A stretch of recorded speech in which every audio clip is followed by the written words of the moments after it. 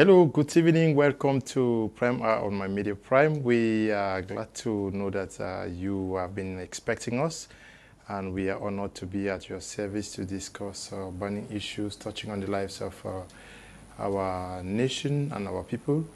We are going to be discussing on the peace tour nationwide undertaking by the traditional rulers of Cameroon. They had a powerful session out here in the littoral region in Douala, to be precise, after which late last week they converged on the west region that was in the Bamutos, in Buda precisely, to preach peace across the nation. We are yet to be informed on their next destination, so we discuss what the chiefs are able to do. What are they really up to with our panelists? Two of them are already in the house. Two are yet to join us. We hope they catch up with us in the course of the program.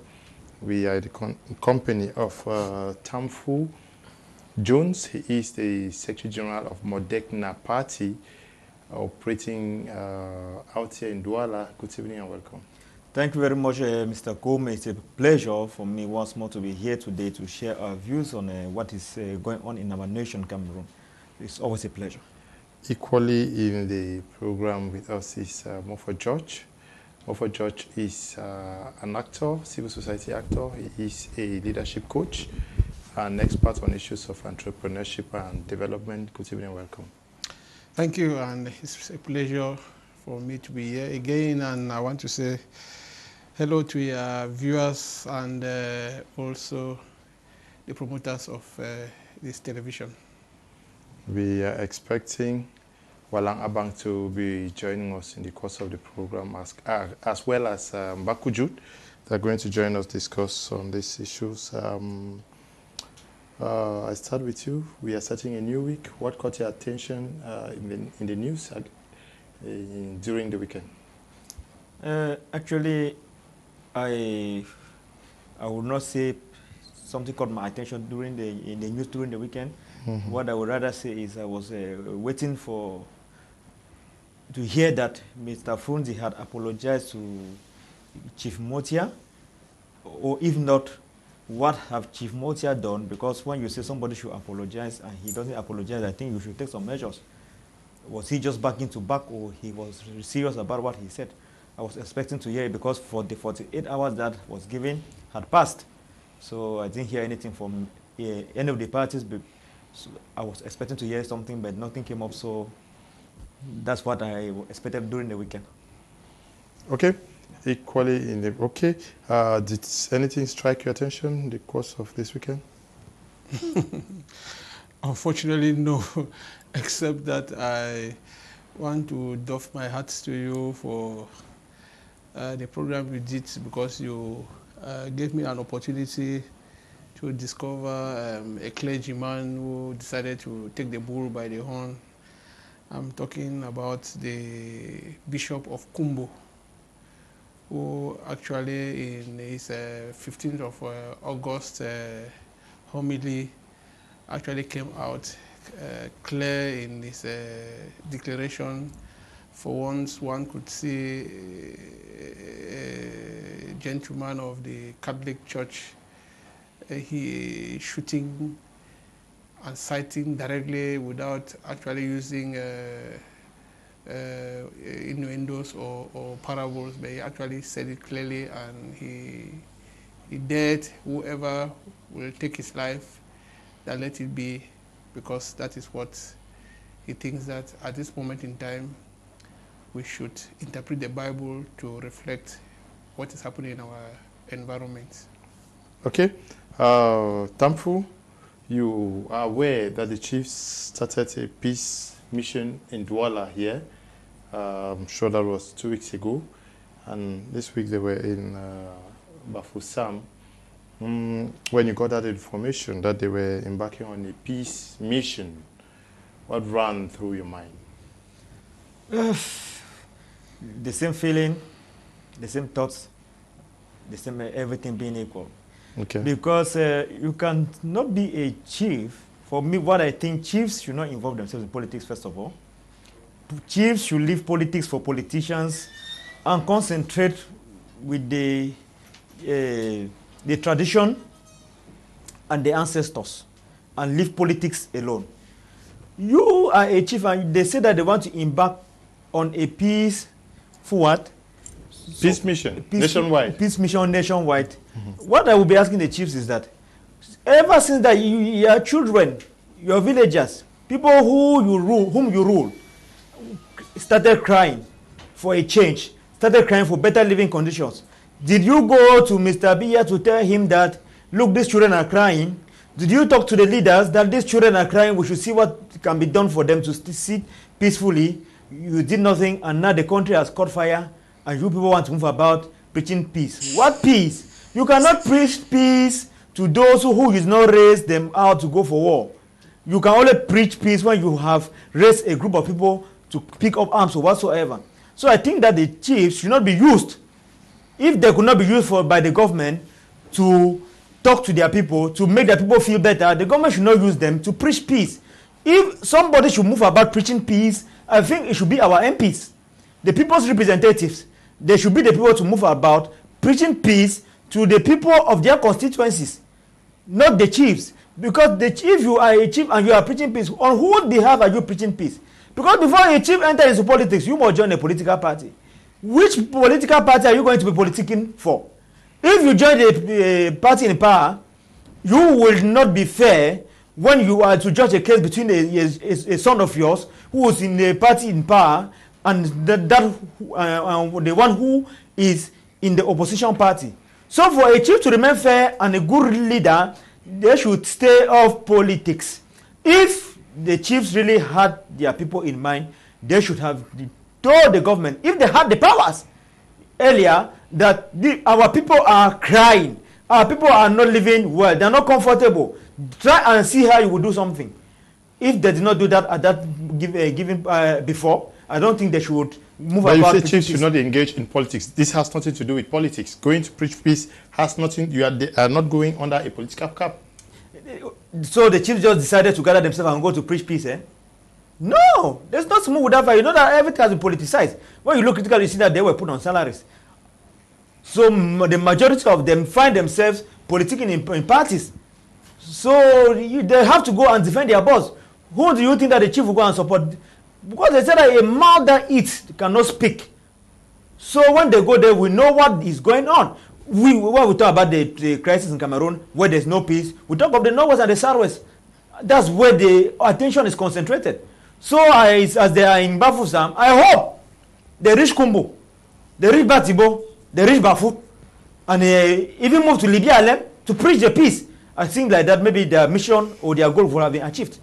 Okay, for Richard, at least the chiefs are on the field now because since the advent of this crisis, because we have to also know that they want to preach peace across the nation. Cameroon, according to them, is experiencing conflicts in 8 regions. Only 2 are left. So they cut across the ongoing Anglophone crisis. At least they have been blamed for not taking the lead. At least they are on the ground now. No, it's very true, and I appreciate that. So sorry, let me just finish. Okay. Yes, it's very true. But now, what I should say is that if that is the case, that Cameroon is facing crisis in 8 regions, which of these regions are facing the highest of the crisis? I think the chief should have begun from there. Okay. Yes. Yes, at least they are on the ground now to start talking peace. I am sure if I ask you to rephrase that question, you must have forgotten the question that you asked. But No, the issue here is let us actually refocus the debate so that I always say when we come to a platform like this, we should rather contribute our own quota in nationhood development. Mm-hmm. And what is actually happening in Cameroon, no effort should be minimized. Even if it's belated, I think every day that one life is lost is one life too much. And so, and once we see any initiative that is going to reverse that trend, so that we have more persons living than people dying or being maimed or families being torn apart because of civil strife and tensions and all of those things. We should, according to my own opinion, encourage those initiatives. Now, coming back straight to you, you see, I'm sure we were mixing between political and partisanship, whereby we have some of our traditional authorities actually identifying themselves clearly with political parties, notwithstanding the fact that they have subjects in their chiefdoms who militate in other parties. Well, some people rationalize and say these chiefs are human rights, and like Rousseau says, man is a political animal.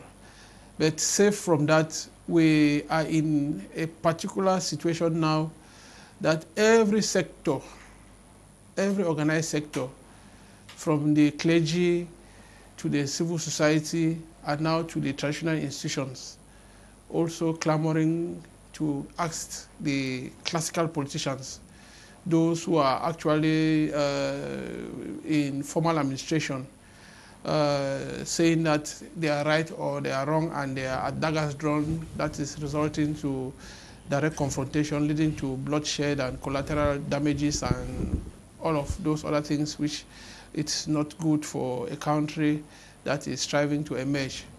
Having said so, I want to say again, if an institution like the chieftaincy institution intends to do something, I think they should do it wholeheartedly and actually identify the various processes of their action.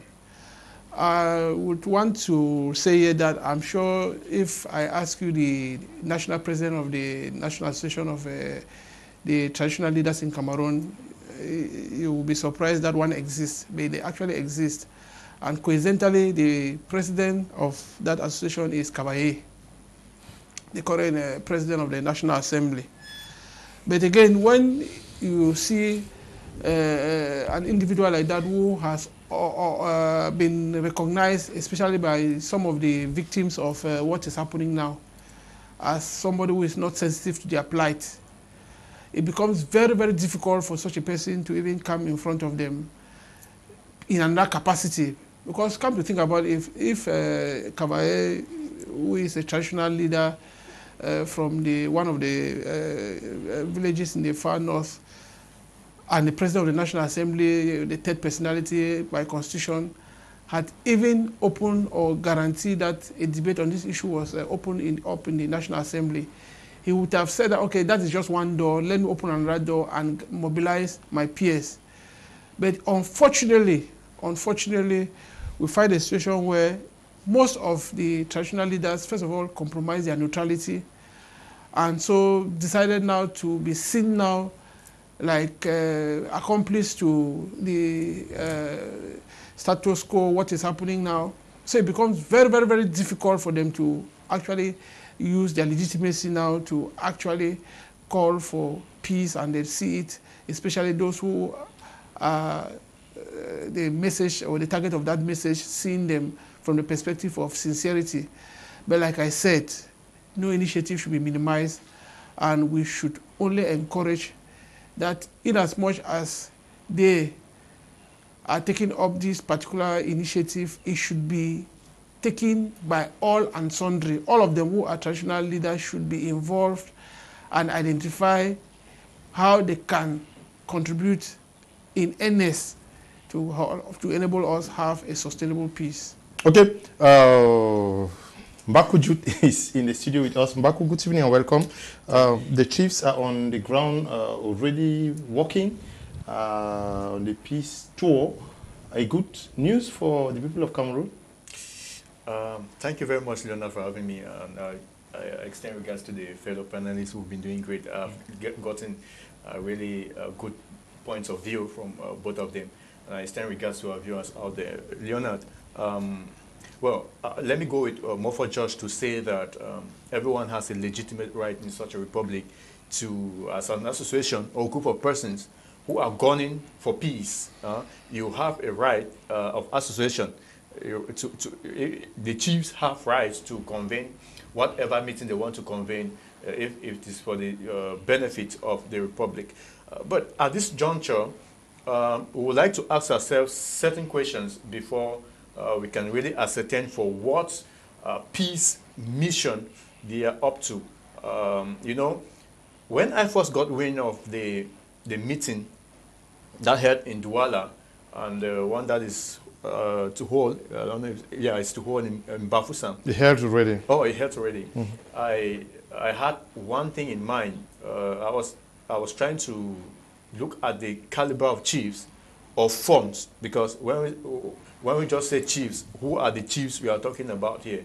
The Chiefs from across the nation, eh? across the nation, but I've not gotten paramount chiefs, the ones that I really have expected that are feeling the heat of the crisis, especially in the northwest and southwest region. I don't know if amongst them we have the likes of Fon Anguafo, of Mancon, we have the likes of the Fon of Nkom and So, we have the Fons of from Mokete and others.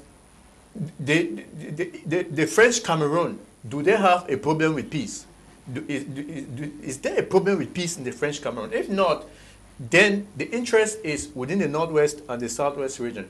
And the chieftaincy of Cameroon, you understand that within the setup of Cameroon, we have three compartments, basically three compartments of people who govern this country. We want to look at the religious, from the religious perspective.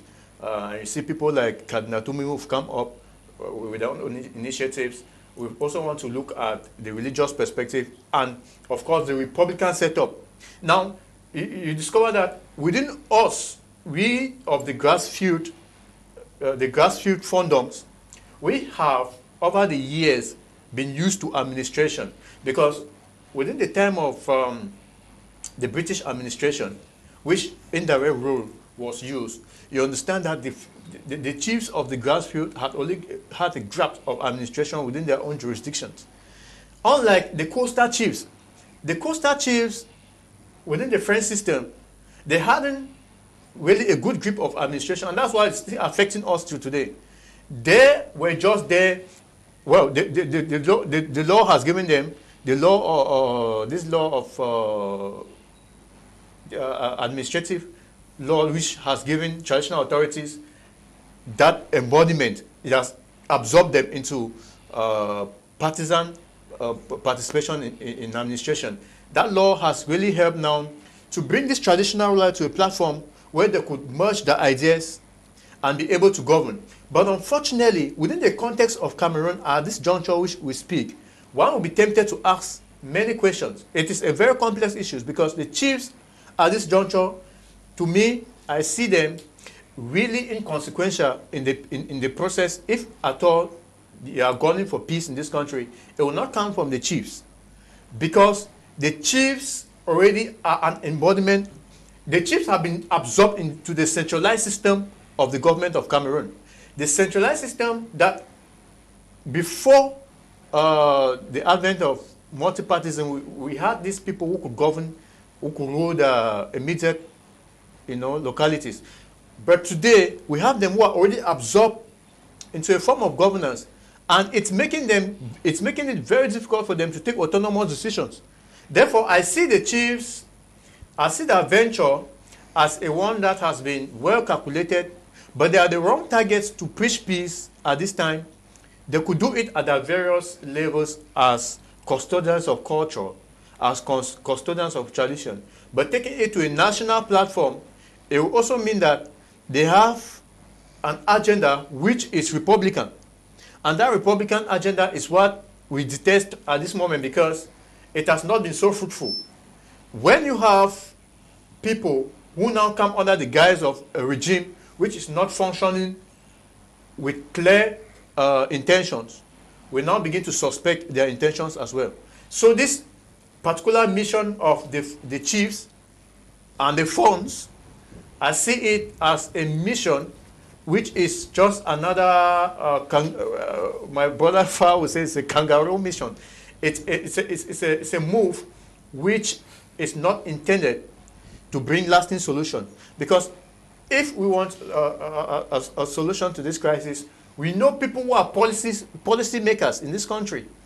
We have them in the Senate, we have them in the Parliament, we have them at various levels of decision making in the ministries and all that. But when you start take traditional rulers who are supposed to be concerned with things of culture and traditions, you cannot begin to think that the culture of the people of Douala is the same with the people of Nso. And so we start mixing oil and palm wine in a very untasteful manner. So let us be very clear what their mission is. Are they being sponsored for a particular purpose? We hear money is flying up and down from a particular ministry. So we see the venture, I see the venture as not a fruitful one, because at the end of the day, it will be like every other mission which we've seen people up and down. We have commissions created up and down. They are yet to come to a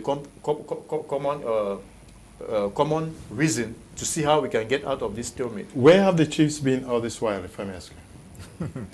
That's the same question I was asking myself. Where have they been? People are dying because before this situation could reach where it is today in Cameroon, I believe letters were written by the subjects of these chiefs who have been very quiet. And I know some chiefs who are in the ruling party and are very staunch member of the party. So when they talk of these chiefs, where have they been? The answer would be they could not bite the finger that fits them. If not, if they were really there to protect their people, protect the tradition and their cultural values, I don't think that this problem will have reached where it is today. But you realize that with the crisis we have in Cameroon today, many chiefs have fled from their villages. Some have been accused for collaborating with the Amber Boys. Some have been accused for being members of the ruling party, and the Ngumbas and everything have left the villages. So now we begin to ask ourselves, now, which chiefs are now preaching peace? Are the other chiefs telling the others that have fled from their villages that they are not competent enough to preach peace and talk to their own people, that they will be the one to come and preach the peace?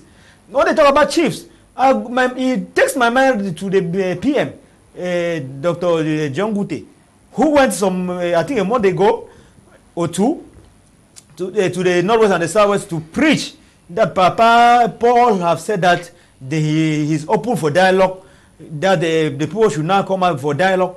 And up till today, we have not heard anything again from him concerning the dialogue. And he also is a chief of his village, and who should or may have also been preaching for the peace. Where is somebody like Senator Mukete? Those are the people, the chiefs that are the main stakeholders, that are the main concern in these issues of peace. Where are they? What are they saying about the issue? So, as Bagu Jude earlier said, you cannot mix up everything. You cannot take a square peg and fit in the round hole and it goes.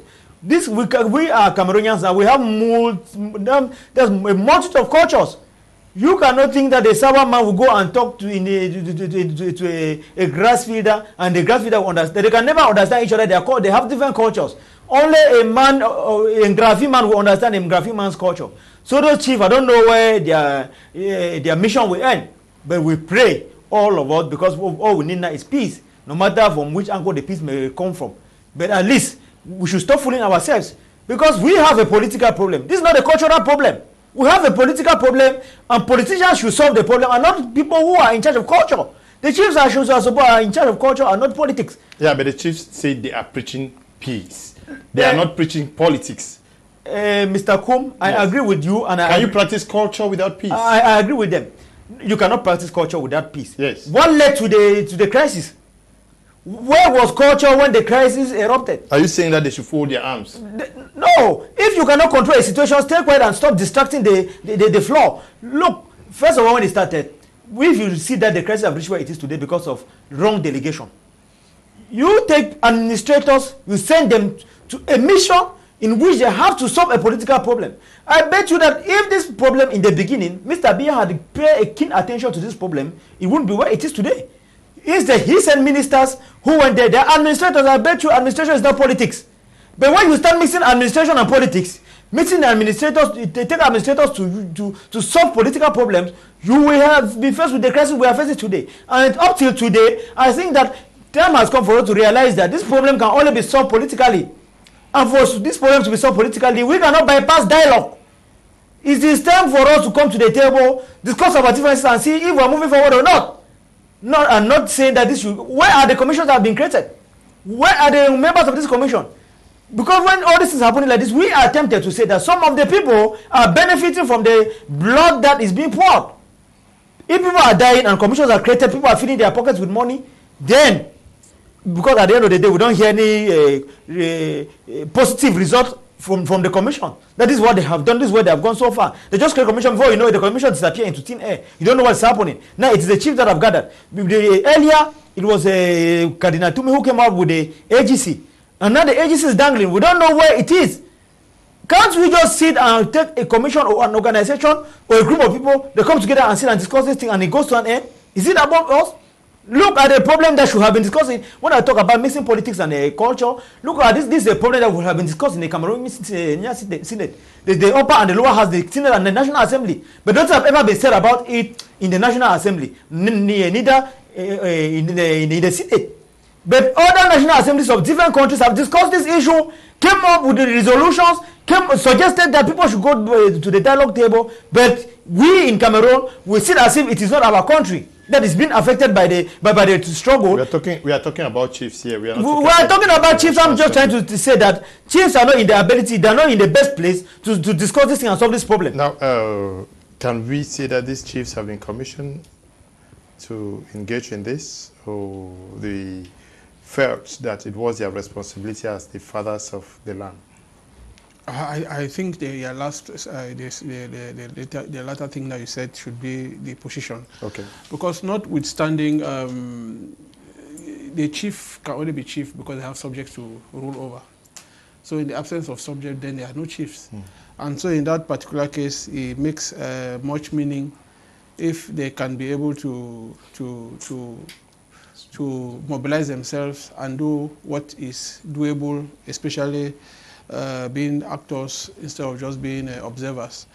But I think a bit reflection about history, and we invoke the place of our chiefs even in the pre-independence day, from when the colonialists, what they call the Europeans, first touched the African soil.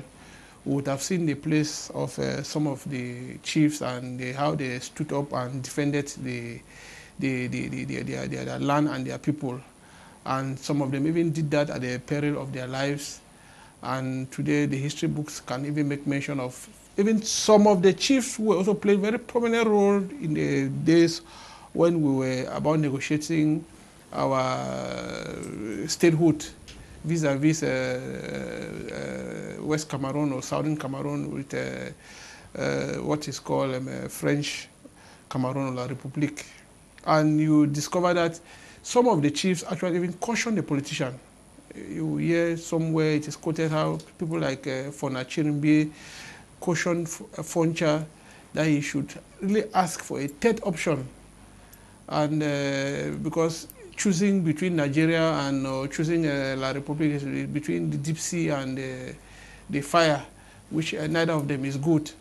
And again, the politicians did not listen to them at that time. And you know, we have invoked the place of what is called today West Cameroon House of Chiefs, which was the British style of governance that the chiefs were a reference in terms of policy making and the rest, which case was not the same with East Cameroon, because with East Cameroon, chiefs there were actually based on prefectorial order, and this thing they will talk about what they call prefectorial decisions and the rest is really a French tradition where you have to be given authority. Meanwhile, from the tradition of the Anglo-Saxon, a chief is a natural endowment. You are by chief by right of birth. You are born into nobility. It's not by appointment. It's not by an instrument of an administrator or an individual.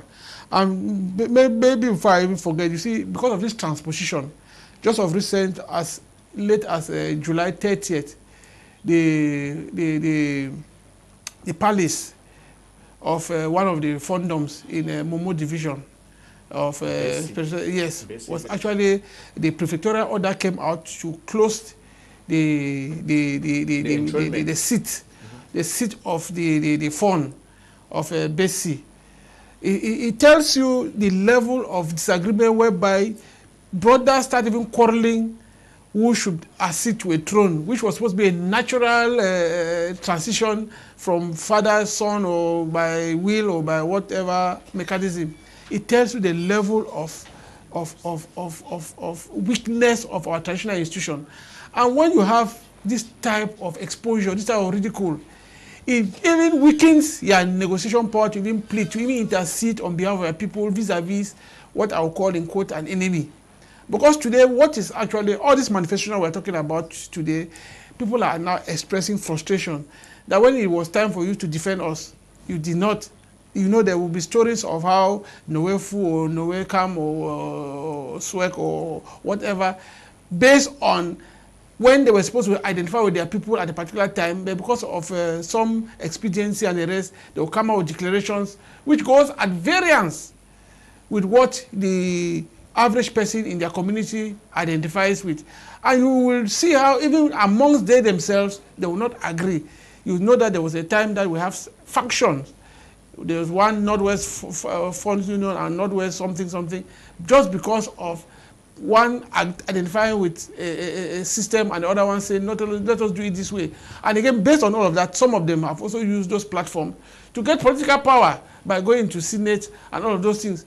There are chiefs, unfortunately, who just became part of those things out of blackmail because they saw the other peers. And also, don't forget that some of our allies also manipulated these chiefs to be where they are today, especially the political allies. And it becomes that difficult, even because those allies who have also lost legitimacy, they have also transferred that degradation of their legitimacy to even the traditional institution, which was supposed to be very, very sacrosanct. And unfortunately, we are leaving all of those things. And you find a situation where the average subject, you see, we are now talking about, ordinarily, with this type of movement, you would have heard all the major press organs take it as a headline news. But it's like a non-event. If you are not even reminding us that they were in the, do you know they were also in the East? They have gone to the East.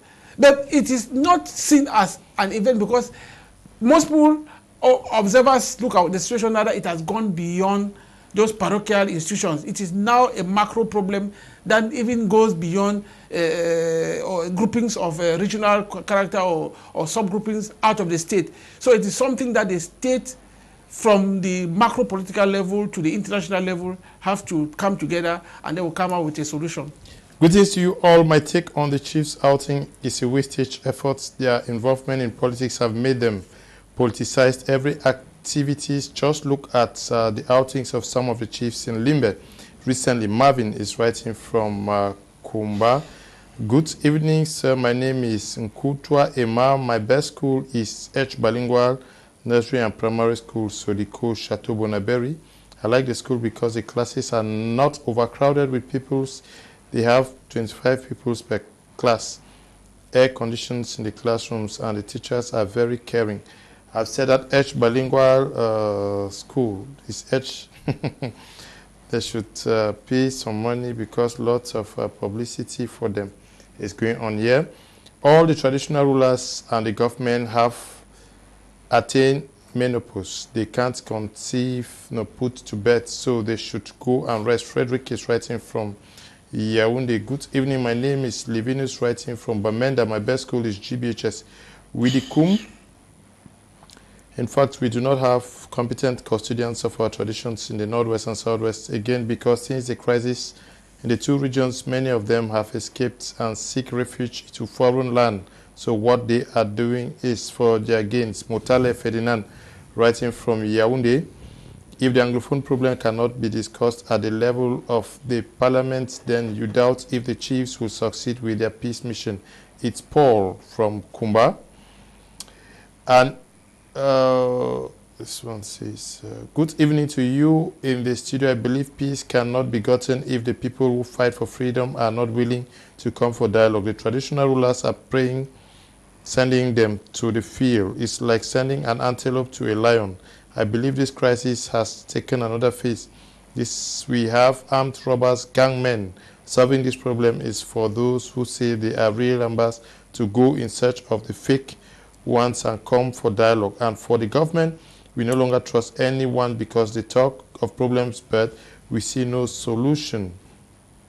If they could have addressed this case from the onset, it wouldn't have been what it is today. Truth can never be gotten by those you call masters, but from the servants. That is a common man. Who feel the pain. Bakujud, what would be the peace message as it go across the nation? Those are not the first groups of persons coming with.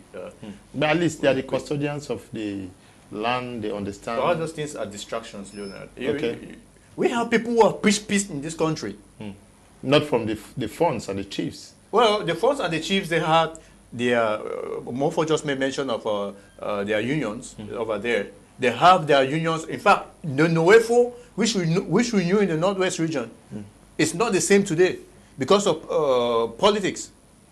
So these guys, they had very strong unions, which they were used to their issues, deliberating issues that were to foster peace, unity, cordiality amongst our foredoms. But today we've had people who have come in with diabolic political agendas that are pushing these funds to lose everything, every credibility and legitimacy. That is why when you see people come out in this kind of cloudy kind of missions, you start asking your question, but who is pulling the strings? Who is calling the shot? These funds are on a national mission. Who is the national leader that has led them on such a national mission? For what purpose? We are talking peace. Have they for once sit back to also look at issues that should be done? You just go out and say that Cameroonians should live like one because we are one people. What actually are you convincing the people? In the peace process, it's not just saying that we should live in peace. Have they been able, the people of the French Cameroon, the chiefs from this part of the country, this French Cameroon, they will not understand the realities like the chiefs of the Anglophone Cameroon. So how do they go about, well, they should supposed to be cardinal, determinants for you to go out to preach that peace. So I really see it as it's really a format which Cameroon government is using these days for distraction, because as we speak, if we're to talk of peace, to restore peace in this country, we know exactly what to do. We cannot pretend any longer. You can bring the Marfos the next tomorrow to hold meetings in the north, and blah, blah, blah, blah, blah, because they are also the mouthfuls of every palace and they need to talk peace. You can you go and bring all the principals, assemble them for a national principal convention, mission for peace. It's still not going to help things. We need just honesty. For peace to reign, peace is not by brandishing peace plans and holding conferences here and there with money that's supposed to be doing things that will even bring peace to the people. These are destructive tendencies. These are things that we should decry and detest because they are not helping. They are instead helping to radicalize people genuine intentions. I think that if these people were actually intending to talk peace, they'll go back to the the traditional leaders conference, hold a meeting. We are coming to that. Good evening to you all. Patom from Kumba. The government has failed, so they need someone to blame. The traditional rulers are not those to do that. So it is time for us to go to the newsroom to follow what stories have made headlines across the nation today with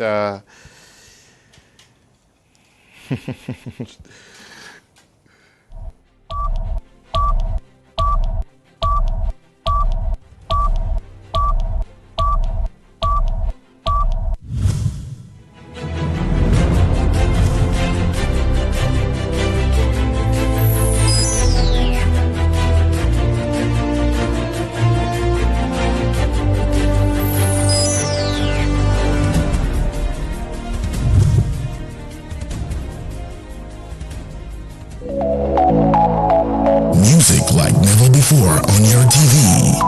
My Music TV, your musical TV channel from BT Media Group.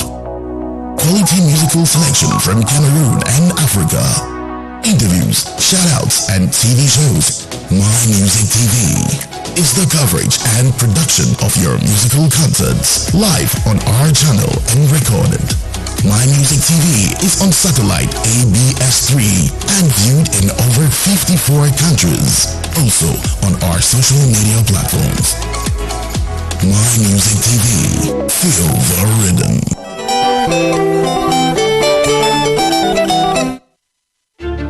Being one of more than 200 majors of HipMat, I am proud of my success. It all began at HipMat. I am a CEO. I coach and lead a team of salespeople. I don't hesitate to tell them the vision was planted and molded by HipMat. Today, I stand on a pedestal of experienced and committed lecturers. The foundation was laid by HipMat. For over a decade, HipMat's credibility and ministerial recognition have trained more than 15,000 professionals in business management and engineering from HND to BTech, MBA, and what have you. With an outstanding partnership with the University of Bamenda for BTech and MBA programs, our undoubted commitment to your show's success is a reflection of the future you painted. The Higher Institute of Business Management and Technology, HipMat, a university for professionals. De l'inédit au Cameroun, le tout premier collège canadien ouvre ses portes dès septembre 2019. Performance Education Center, en partenariat avec les grandes écoles canadiennes, offre aux élèves du second cycle un cadre prestigieux, calme et propice pour des études avec des enseignants chevronnés canadiens et camerounais. À Performance Education Center, obtenez le baccalauréat canadien, vous ouvrant automatiquement les portes des plus grandes universités canadiennes et du monde via les bourses d'études garanties. Performance Education Center propose également des programmes de formation bilingue de 2 ans permettant d'obtenir un permis de travail au Canada après obtention d'une attestation d'études collégiales du Québec équivalent du BTS sous l'assistance de Performance Immigration Canada. Performance Education Center est situé à Locbessou derrière Antenne CRTV, 10e avenue. Performance Education Center, visa vers le Canada et le monde. La musique comme jamais sur votre télévision. My Music TV. Votre chaîne musicale du groupe DT Media. C'est une sélection de qualité des musiques du Cameroun et de l'Afrique. Interviews, shoutouts, émissions télé. My Music TV. C'est la couverture et la production de vos concerts musicaux en direct sur nos antennes et enregistrés. My Music TV est sur le satellite ABS3 et vu dans plus de 54 pays et sur les réseaux sociaux. My Music TV. Feel the rhythm.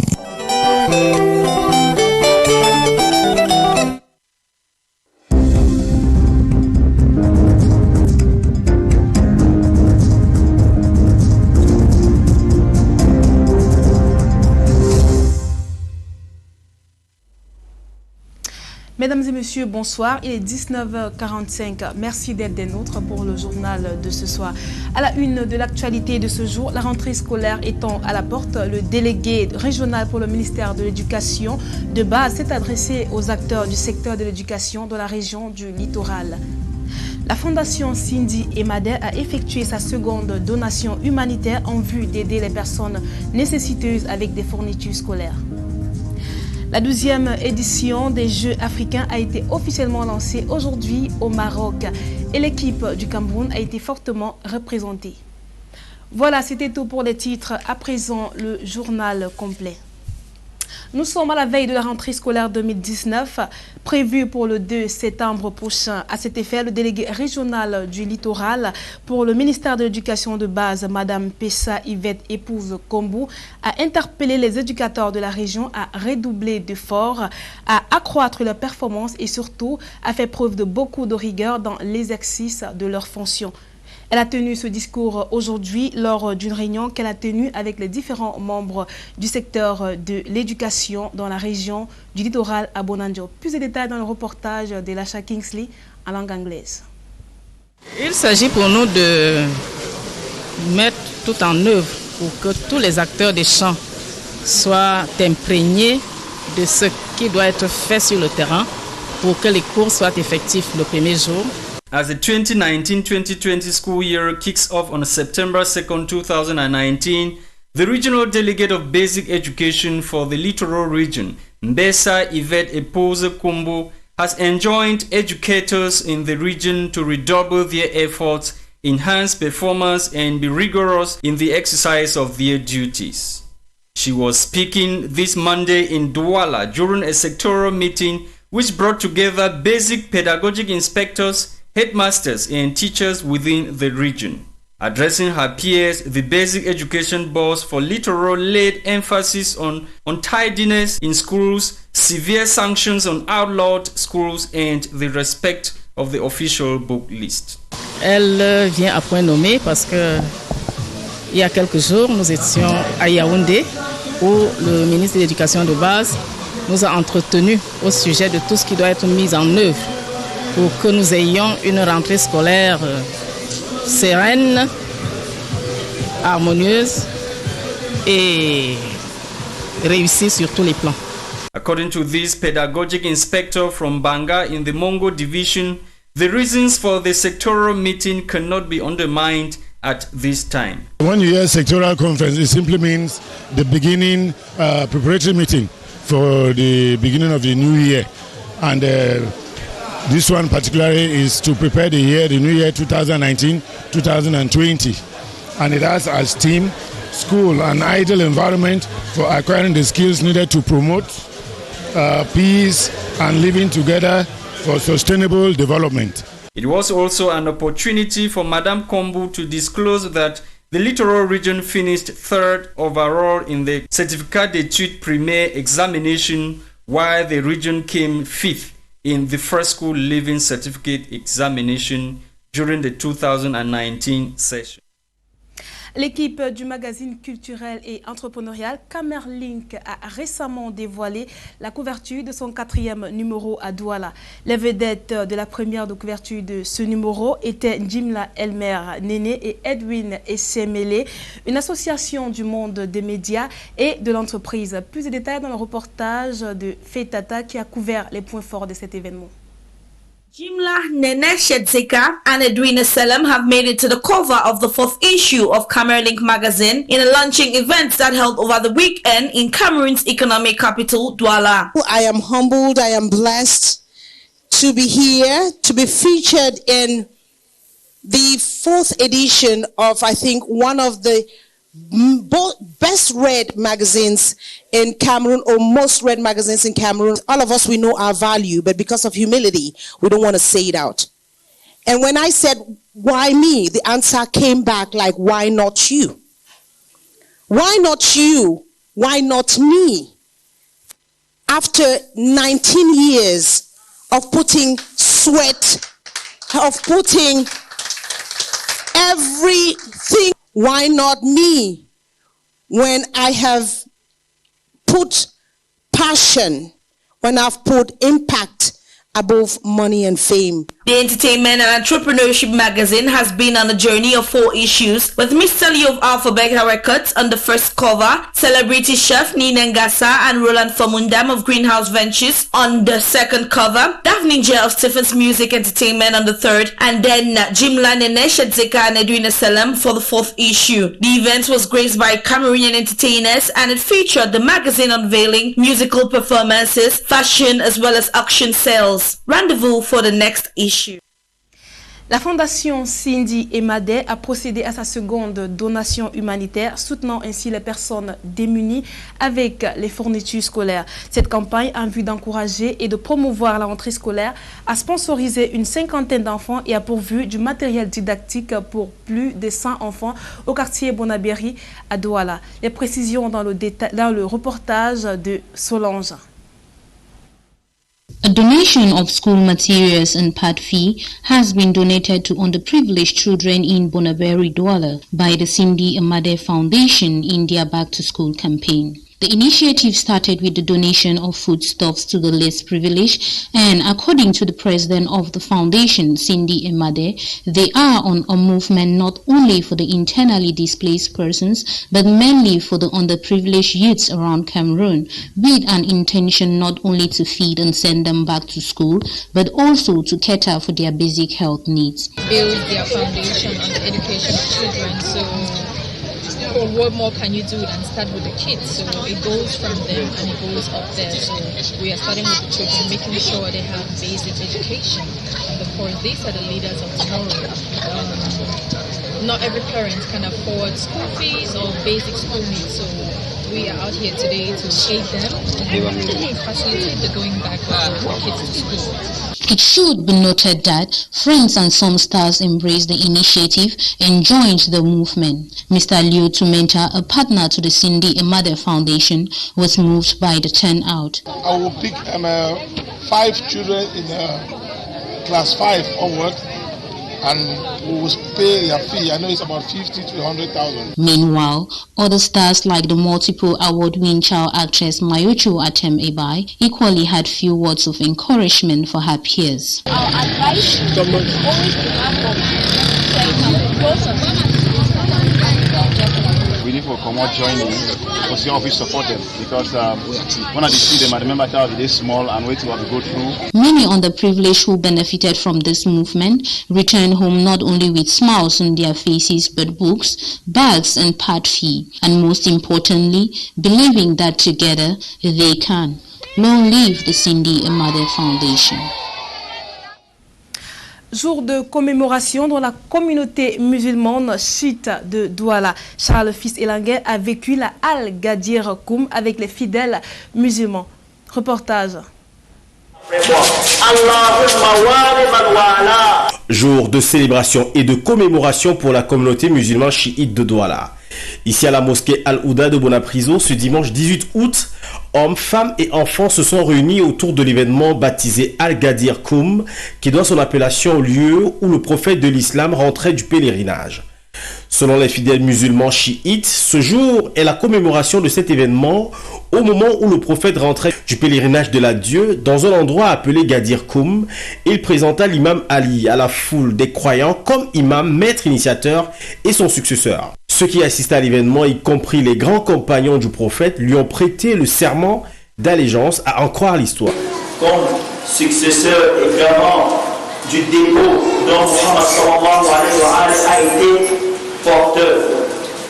Cette désignation intervient, c'est faite par Allah dans le Coran lorsqu'il dit: Ô Muhammad, transmets ce qui t'a été révélé de la part de ton Seigneur, car si tu ne le fais pas, alors tu n'auras pas transmis le message. Allah te protégera des gens et Dieu ne guide point un peuple mécréant. À la suite de ce verset, Dieu a désigné Amir al-Mu'minin comme étant la poursuite ou la continuation de cette religion. Ce dimanche a donc été le prétexte pour les fidèles musulmans chiites de refaire le parcours de cet événement qui se veut essentiel pour leur communauté.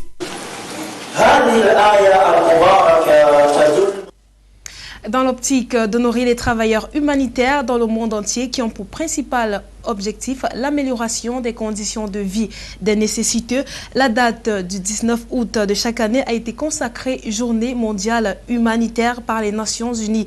L'édition de cette année apprécie et valorise les actions humanitaires de tout individu. Plus de détails dans le reportage de Gienda Pelgrim-Blanche.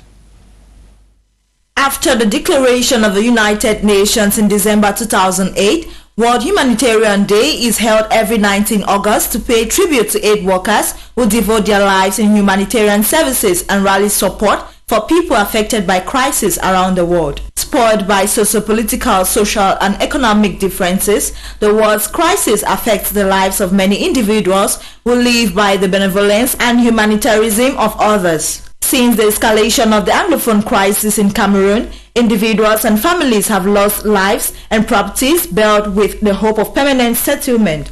Comfort is now luxury to many victims. The situation can, however, be apprehended thanks to the intervention of national and international humanitarian organizations.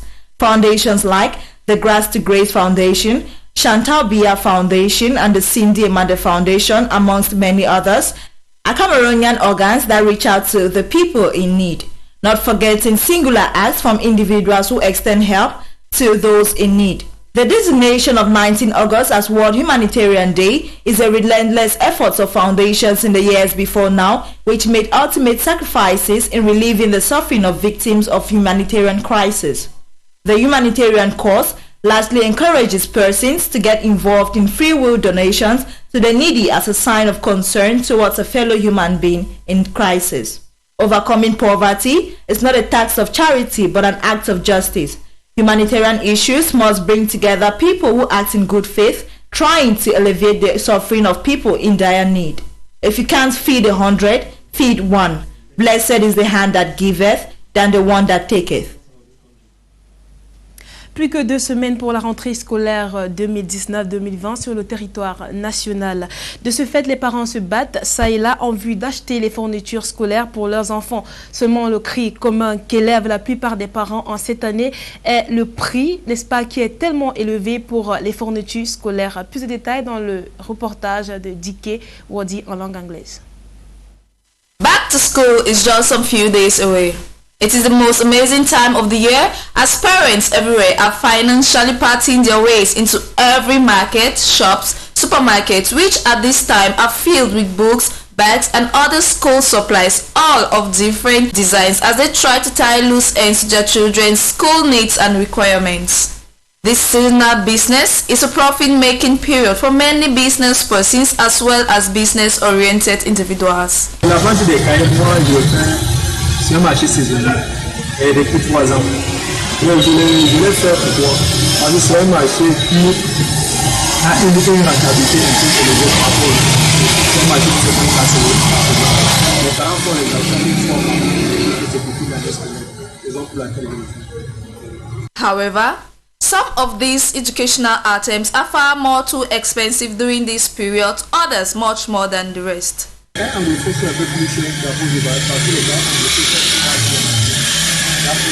est moins par rapport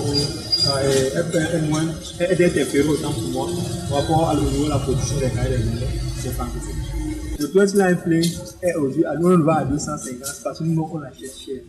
Nos fournisseurs nous donnent également cher que si nous sommes obligés de vendre et au prix que nous vendons, nous essayons de vendre au prix de bon pour essayer de gagner le minimum. Ce qui concerne les cahiers des francophones, le prix est pour rester stable.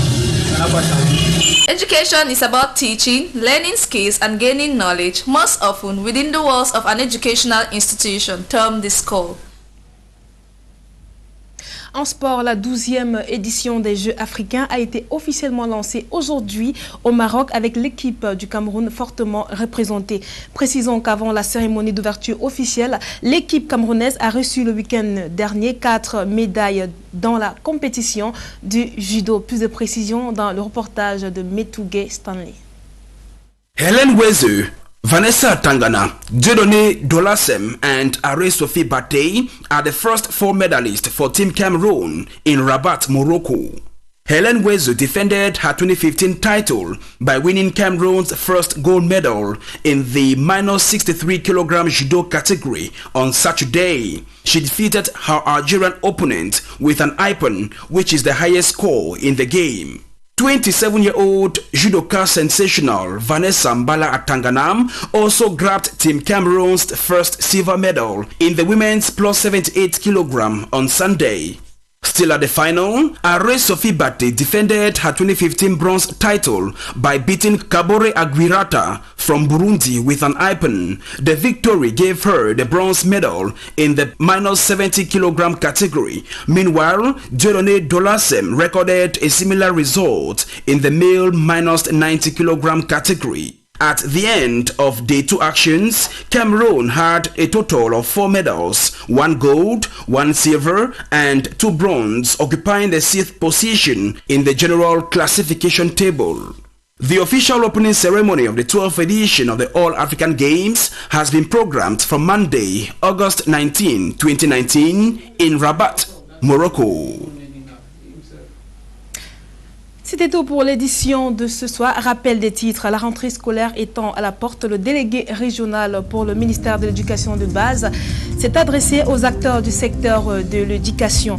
La fondation Cindy Emadé a effectué sa seconde donation humanitaire en vue d'aider les personnes démunies avec des fournitures scolaires.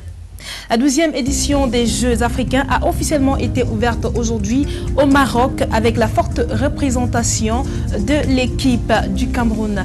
Mesdames et messieurs, c'était tout pour l'édition de ce soir, produite par Fetata, réalisée par Ewane Elai. Au micro de présentation, j'étais Emilienne Wami. Retrouvons-nous demain, même heure, pour une autre édition. Bonsoir.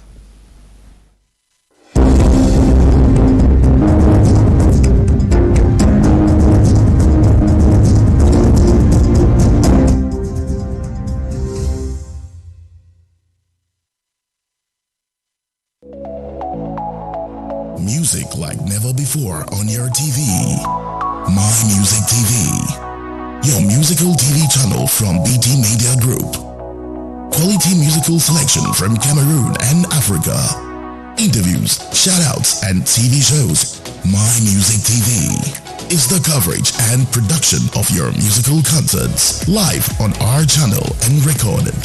My Music TV is on satellite ABS3 and viewed in over 54 countries. Also on our social media platforms. My Music TV. Feel the rhythm.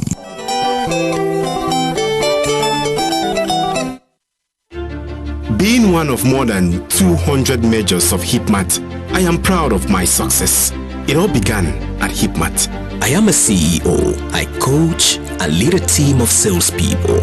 I don't hesitate to tell them the vision was planted and molded by Hipmat. Today, I stand on a pedestal of experienced and committed lecturers. The foundation was laid by Hipmat. For over a decade, Hipmat's credibility and ministerial recognition have trained more than 15,000 professionals in business management and engineering from HND to BTech, MBA, and what have you. With an outstanding partnership with the University of Bamenda for BTech and MBA programs, our undoubted commitment to your show's success is a reflection of the future you painted. The Higher Institute of Business Management and Technology, Hipmat, a university for professionals.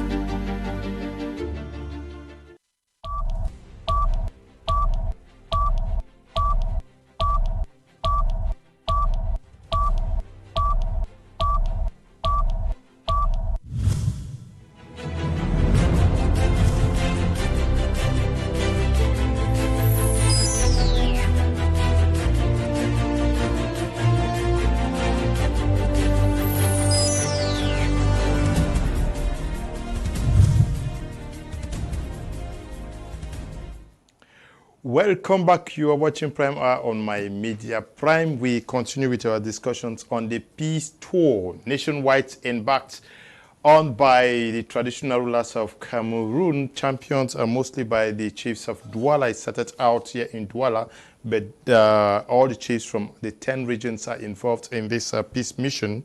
Who are these chiefs, if I may ask you, addressing themselves to?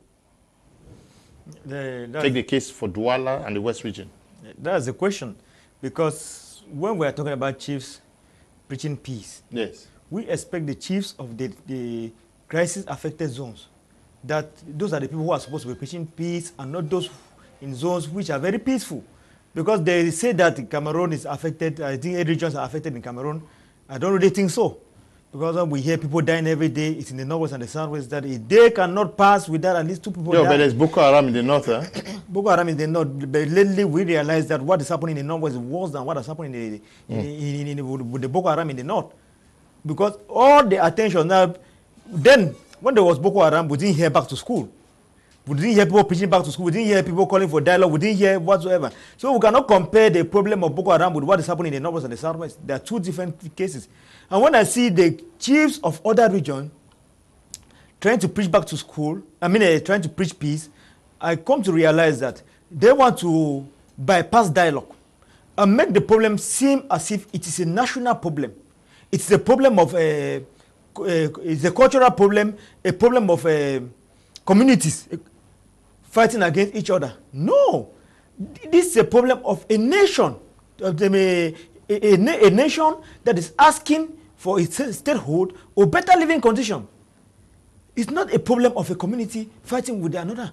So they should not mix up all these things, because when they give the impression that every regions of Cameroon are having crisis, it means that what is happening in the northwest and the southwest is happening in other 6 regions in the nation, which is not true. If at all that's the case, I think what is happening in the northwest and the southwest, these people are asking for independence. They're asking for the restoration of their statehood. You cannot compare that with the people who feel that they're not well treated in the society. There are 2 different people asking for 2 different things. So I think that the chiefs should reorganize themselves and really come out with a clear agenda of what they want. Because all what we can do now is to speculate over what the chiefs are trying to do. Because their real mission is not really, not stated. That's what I can say. That's what you can say. These chiefs, I asked the question, who they're addressing themselves to. Should the chiefs have started in the conflict-stricken regions, take the far north, the southwest, the northwest? That's a difficult question, because I just came to realize that the first thing is that I would dare not comment on a subject matter which I am not privy to the mission. Okay. Because honestly, the issue is by coincidence that one Sunday on my way from Akwa to Daido, I saw a car parked in front of one of the hotels along the road, and I saw some people really dressed like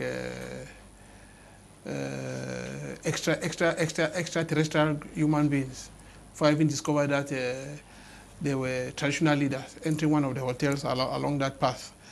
But what I want to say here is that you can carry a good message, but if the target is not clearly identified, then the impact of the message will be missed. So the question now is, if the issue of the mobilization is based on the fact that there is a conflict, or if we want to use the normal Commonwealth war, I think it should be between the belligerents. The message should be addressed to the belligerents and ask them that what they are doing using arms, they could find an alternative way to address themselves to the contentious issues.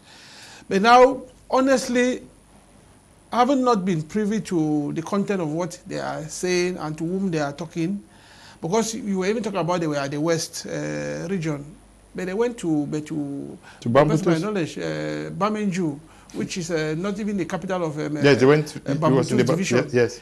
So it means that it is more of meeting their peers in their village, and I will also think that they are the same thing that they did in Douala by probably visiting one of the palaces in Douala city.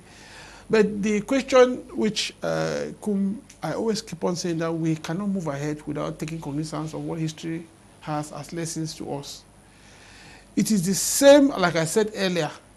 You know, this month of August also had one of the days of history in Cameroon that was really bloody, where some leaders were actually hanged by the German colonialists because they refused to cede their birthright because of some gift that the German colonialists could give to them, and they preferred to go towards a supreme sacrifice by being hanged. And I'm saying that if you are a leader, you should be able to die with your people. You should be able to identify with your people at the point of need. And we should take this from the example of religious leaders, someone like Jesus Christ, who had to die because he believed in the cause and had to live right to the end. But when you find a situation where you have a leader who is neither here nor there, most of the time is, first of all, trying to pull the blankets towards himself, it becomes very, very difficult that you can even identify or sympathize when he even has a message, talk less of acting on that message. So I'm saying the current trend of things has gone to an extent that, like some of us have said, though the anthropologists will say culture embodies everything, but we need a political leadership that can be able to say consistently what is the way forward. Because every other facet, both religious authorities, traditional authorities in their own small corners, that have been tried in their own community. I know of a traditional leader who has virtually does not have any palace again where he's coming from. He's now acting as a refugee out of his community. How can such a chief now even have a moral authority now to even tell people? Because this chief was identified as one of those who were like some sort of identifying with the people whom he was supposed to be, against the people to whom he was supposed to be protecting.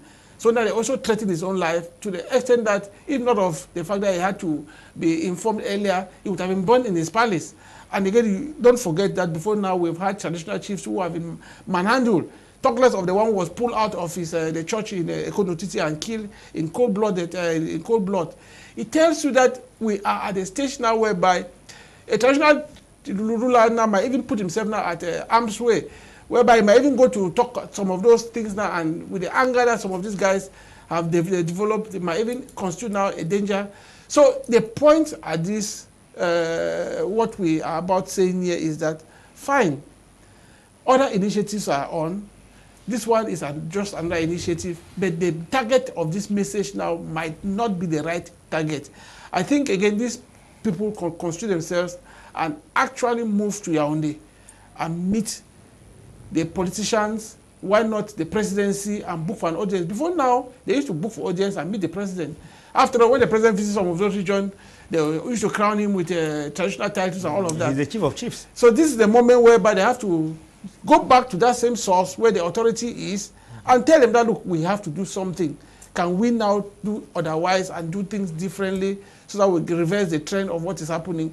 Because at the end of the day, Cameroonians are dying. Okay, Mbako Juti is raising a point in the question I was going to ask you, that the chiefs are going to preach peace. Should they also go to the authorities of the land, I'm talking about the government, to preach peace to them? And should they really just move around towns to talk about the message of peace, or going down to meet their children who are fighting? Because if you go to Kumbu, those who are fighting are the children of the Fons in the southwest, are the children of these chiefs, because they are the fathers of the land. Should they go and meet them and talk with them that if you want to kill us, we are your parents, kill us? Should they equally go to Yaoundé and meet the president that we want to talk to you? You are the father of the nation. If you want to kill us, kill us. Shouldn't that be the approach? The audience, again, it goes back to the question of the audience. Yes. And you realize that our chiefs, they have lost their legitimate voices. That authoritative voice, which they could talk to people, they could talk to their subjects, and they listen to them on such political issues. It's largely thanks to what Mofo is explaining over there, and Johnson has already explained. It's because these guys have swallowed. And you realize that within the early 90s, when we had democracy taking a good wave of Africa, we realized that there are some dictatorial regimes, like almost what we have in Cameroon. These regimes where they wanted a system where they could control every other thing, and these systems actually absorb even traditional setups like what we have today. So you realize that it's difficult for these funds to actually constitute themselves to go talk to their master. I mean, before now, even before with the pre-colonial era, these are people who are so powerful, who could take decisions and inform the regime in Yaoundé. But today, they have been absorbed into the centralized system in Yaoundé, so much that Yaoundé gives them orders. Now, how can you, somebody who gives you order, how can you now go and start giving that person maybe an ultimatum or some kind of talks? It becomes so difficult. That's why the regime instead is constituting them and setting them for their own personal agenda. Because you realize that such a mission, it's not from the background of this chief of these chiefs. It must have cropped up from government circles. I'm saying this because even if it came up from government circles, what would be the essence of having a peace mission in Douala amongst the chiefs, go to the West region amongst the chiefs, when we know that those who are really angry are the boys who are in Kumbu, the boys who are in Camber, the boys who are in Zian. Why can the chiefs who are the fathers of these boys not move to them and equally move to Yaoundé to say the times are not good, these are critical moments, we need critical actions. We are ready to stake our necks until we talk to our children and to the fund of funds. No, it's even okay. Somebody can argue, one of the chiefs can argue on this to say that they are on a strategic mission, which you must necessarily not go to the field. But the issue is, even if you are not to go to the field, even if you are not to go to start talking to these people, maybe on a strategic table where you want to bring out strategies which you can use, will you have to be moving to 10 regions to say the same thing to what audience, to what capacity of Cameroonians? How many Cameroonians will you gather there that you cannot sit on a table, on one table, maybe in Mora, maybe in Sangmalima, maybe in Kumbo, on one table, on a single meeting, and say these things, come out with a memo which you want to produce and all that. When you start going from spending the money that we know that people are taking from government, you start spending this money on some funny missions here and there, it gives us the impression that it is not for the intention, it is not for the good of the people again. You understand? You cannot be holding meetings here in Douala, that you are holding a peace meeting in Douala as a chief. When we know the reality on ground, we know what you can just sit down and write, okay, and send out as message to the people. They'll still get it from there. So it goes back to what we have with government structures, where they spend a lot of money on seminars. They spend a lot of money on workshops instead of doing the real things that they should be doing. Should the chiefs not move to, say, Toko and tell the children, because we are talking about a peace tour. That is, a peace tour is like a campaign where you meet the people and say, vote for me because I'm going to do this and do that and do this, which means that when you are going for a campaign, you meet those who are going to vote for you. The chiefs are on a peace mission. Where are the electorates for this peace mission? Should they not be in Mamfe, in the bushes around Kupe Manenguba? Should the chiefs not divide themselves and say, you people go and do campaigns this way, you go this way, you go this way, you go this way. Meet our children who are angry. After which we all converge on Yaoundé to tell the fund of funds, the chief of chiefs, that this is what our children have said. They say we should engage you. Should that not be the strategy? Mr. Kum, you realize that if that should be the case, what will the chiefs go and tell the chiefs of chiefs and the fund of funds that he hasn't heard yet from the media? Every day, political actors sit on the air, they blow their lungs, and nothing is being done. There is nothing new that Yaoundé does not know. Yaoundé knows all these things. So why are you here every day if you think that everything... Because the Bible says in Matthew 7:7 that keep knocking until the door opens. So the chief should keep knocking? No, you cannot. They did not start knocking. We started knocking, so they should leave us to continue knocking. They should not come in the middle and pretend as if they are knocking. We are knocking from our own resources. They may not be knocking from their own resources. The Bible says that the end of the thing is better. It's always better at the end than in the beginning. It's not late for them to join the chorus. It is not late for them to join the chorus. But if they join the chorus sincerely, it will be good. But it's just the way they have joined the chorus. We suspect the honest nature of this chorus they are singing. Because you cannot be preaching peace. People are dying in the northwest and the southwest. You go and you end around Bafusam, and maybe from there they will divert and go elsewhere. If we look at the parts that have been affected in Cameroon, we have the north, we have the east, we have the northwest and the southwest.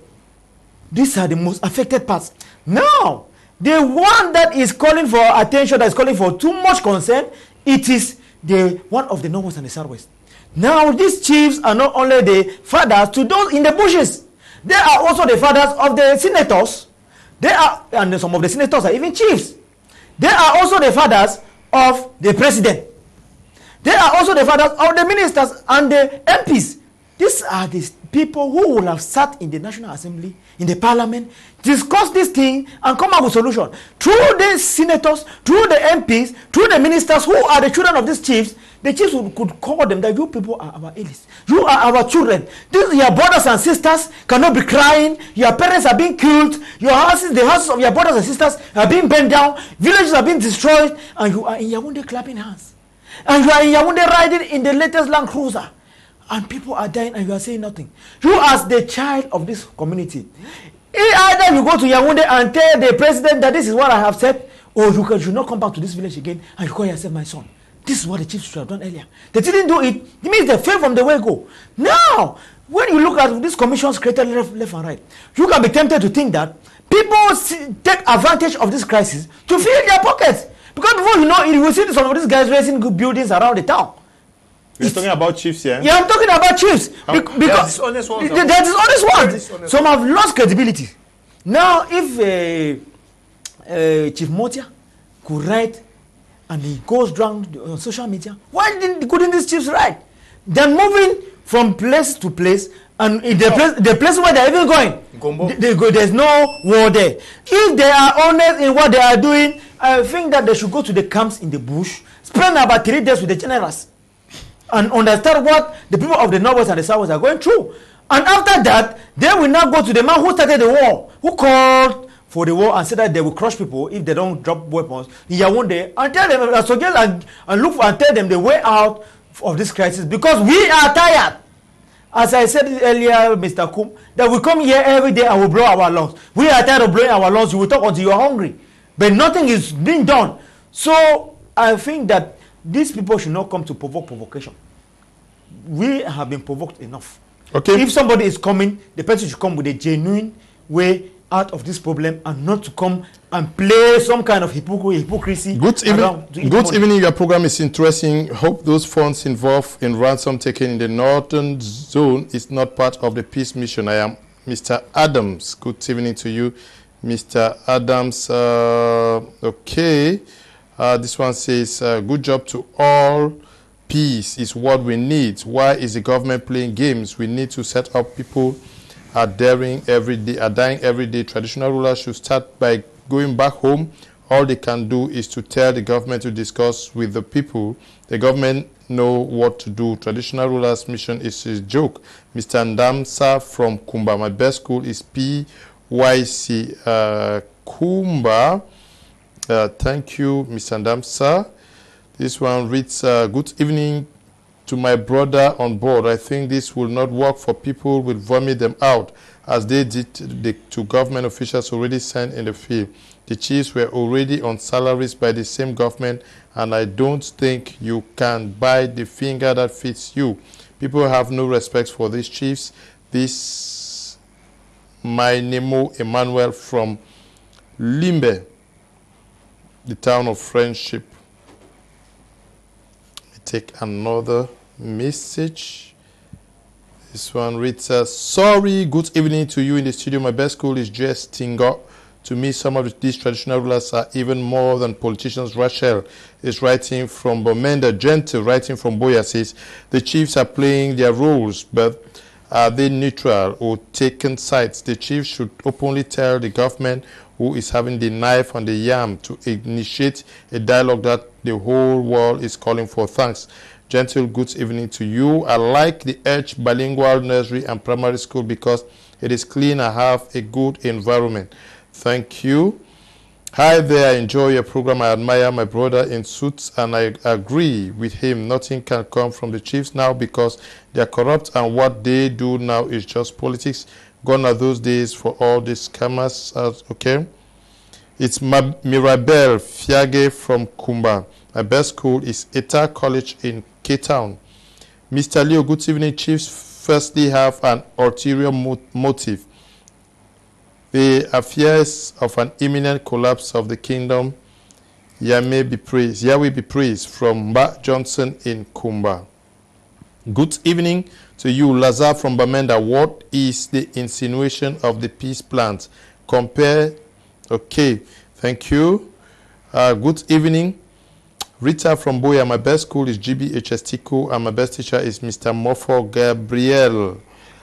Good evening. My name is Roland writing from Bamenda. My best school is GBHS Widikum. Good evening, Leo. I'm Thomas from Kumba Fiango. I love your program. Let the chiefs go back to their beds. My best school is GS Sala. That is in Kumba. Good evening to you all. I'm Chef Emmanuel from Yaoundé. The traditional rulers should not put themselves into bringing peace in this type of regime we have in this country, because it's concerned only the politicians to solve the problem because they know the problem and know how to solve it. My best school is GBHS Kumbu. God bless you guys and good night. Good night to you too. My name is Chia Jojo. My best school is Edge Bilingual and Primary, Bilingual Nursery and Primary. Imagine a school with hospitable staff and AC in all classes and school buses and over clean toilets. Wow. As a parent, I just love the school. Edge Bilingual Nursery and Primary School. I think that I have to visit that school. Hello to you guys in the studio. This is Vika from Yaoundé.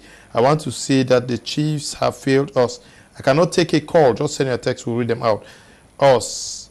And we will appreciate if they sit quiet and eat the money they use in paying them to carry out the active. And for the young chief, he must apologize to John Frunzi. We move back to the newsroom to follow what the newspapers had for their readers today.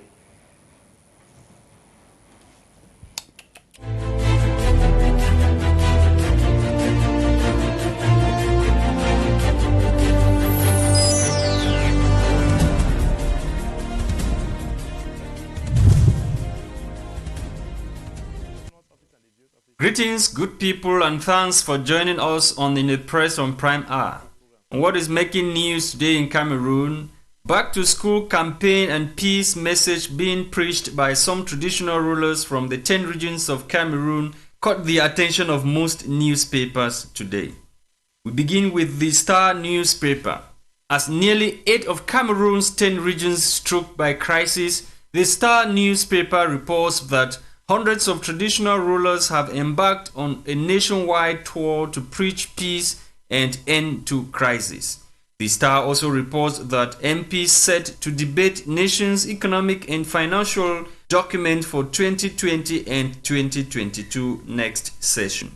17 Chinese and Ukrainian seamen have been kidnapped in Cameroon waters on way to Douala. Manhunt launched by security forces, but accusing fingers already being pointed at Nigerian pirates. On back-to-school campaign, National Assembly Vice President rallies FACO brings CFA 15 million money to provide school needs to 1,500 children in FACO division. Back-to-school campaign, the SAF brands hypocritical, says Le Gideon newspaper. Le Gideon equally questions, lawyers went back to work. Why are we holding on to schools? The Horizon on its part questions if back-to-school campaign is not imperiled. Hijacked by politicians from the civil society, separatists have weighed in, setting stage for confrontation in the absence of an enabling environment and change of rhetoric on dialogue. The paper also quotes Minister Felix Mbanyo as saying, "School boycott na bad thing." This was during a ceremony to hand over didactic materials to pupils at Old Town in Bamenda over the weekend. On to the media newspaper, which equally took interest in the back-to-school campaign being championed by some top region barons. The media writes, Atanganji's bad money taints Lifaka's back-to-school effort. Observers say Honorable Lifaka Emilia betrayed her political myopia and maladroitness by announcing that CFA 15 million for the CPDM back-to-school campaign came from Minister Paul Atanganji. The paper also reports that Akwaya Hospital in Manu Division, Southwest region of Cameroon, and Bale Park were all visited by fire recently. We now take you to Le du Sahel newspaper, which is interested in the disagreement between the PM Chief Dr. Joseph Diongute and the Secretary General at the Presidency, Ferdinand Ngongo, concerning appointments of officials of public corporations in Cameroon. The paper captions dissensions at the Summit of State.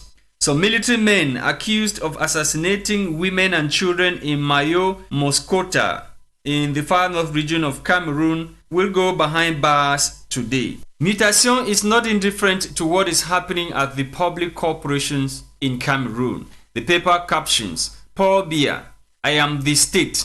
by manipulating and dodging away from the laws which have to do with the appointment and validity of general managers and board chairs and heads of public corporations and establishments in Cameroon, Paul Biya is portraying an image or giving an impression that he is the state, says Mutation newspaper. The Sun and the Guardian Post all report that Cameroon English publishers and journalists pledge to patronize information on peace. On the armed conflict in the northwest and the southwest regions, the Guardian Post says bishops have warned the separatists against sacrificing children's education. Pirates still keeping foreign seamen kidnapped off the coast of Cameroon. We now end with La Voix du Centre newspaper, which reports on the Anglophone crisis, says over 2,000 have been killed and over 500,000 displaced. According to the paper, the Anglophone crisis is one of the worst and the most neglected crises in Cameroon. That does it for In the Press on Prime Hour.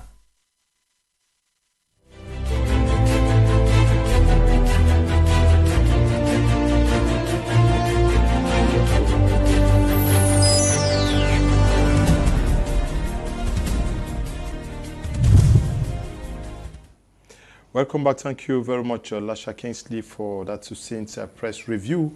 We continue with our discussions out here in our studios at Fengudrombange in Douala, Cameroon's economic capital, where we are looking at the nationwide peace tour engaged on by the traditional authorities in this country.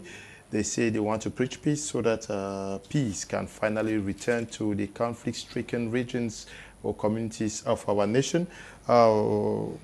George, Mr. Mofo, or is Mofo Mr. George? George, Mr. Mofo. Now, the chiefs are going to discuss amongst themselves. We do not see the civil society involved. We do not see the people actually involved. You live in Douala. There was such an occasion in Douala. Do you think that the people of Douala were preached to, and the people of the West region, did they actually receive that gospel of peace?